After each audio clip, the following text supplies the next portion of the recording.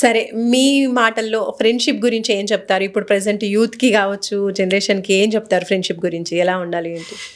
Friendship చాలా విలువైందండి. హ్మ్. అది ఏదో సినిమా డైలాగ్ లాగా చెప్పేది కాదు. ఫ్రెండ్ అనేవాడు తల్లిదండ్రుల కంటే, అన్నదమ్ముల కంటే, అక్కచెల్లెల కంటే ముఖ్యుడు. అంటే అవతలోడు కూడా గట్లనే ఉండాలి మళ్ళీ. కరెక్ట్. అంతేగాని వీడు పిచ్చోడు, నన్ను ప్రేమిస్తాడు, నన్ను నేనంటే ఇష్టం, లేదంటే నేను ఫ్రెండ్ని కదా అని కొంతమంది తప్పుడు పనులు చేయించేటోళ్ళు కూడా, తప్పుడు విధవలు కూడా ఉంటారు. హ్మ్. అట్లా కాదు, ఒకరికొకరు. ఎందుకంటే మనం చాలా సినిమాల్లో చూసాం. అవును. ఇప్పుడు గుడిగంటలు చూసాము. గుడిగంటలు జగ్గయ్య గారు, ఎన్టీ రామారావు గారు ఫ్రెండ్షిప్ అంటే ఏంటి? ఆయన పెద్ద దొర అయినా కూడా ఆయన వైఫ్ని లవ్ చేస్తాడని ఆయనకు డౌట్ వస్తుంది. డౌట్ వచ్చి నేనే చచ్చిపోతా అనుకుంటాడు. అది అది ఫ్రెండ్షిప్ అంటే.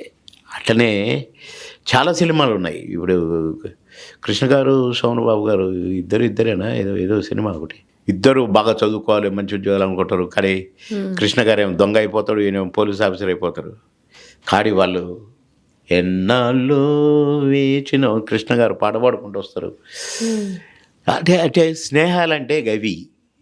స్నేహం కోసం చిరంజీవి గారి సినిమాలో ఎందుకంటే అట సినిమా నుంచి చెప్తేనే దీనికి ఆన్సర్ కరెక్ట్గా ఉంటుందని గబక్కని ఇటు తిప్పా స్టీరింగ్.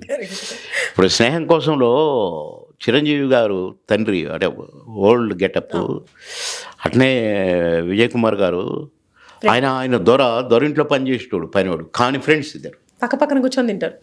అది ఫ్రెండ్షిప్ అంటే. ఇక కులం గీలం పేద ఇవి ఉండవండి. నాకు వాడు, వాడికి నేను అనేది ఉంటాయండి. ఒకరికొకరు ఇద్దరు కలిసి చనిపోతారు లాస్ట్లో. అవును. స్నేహం అంటే అది.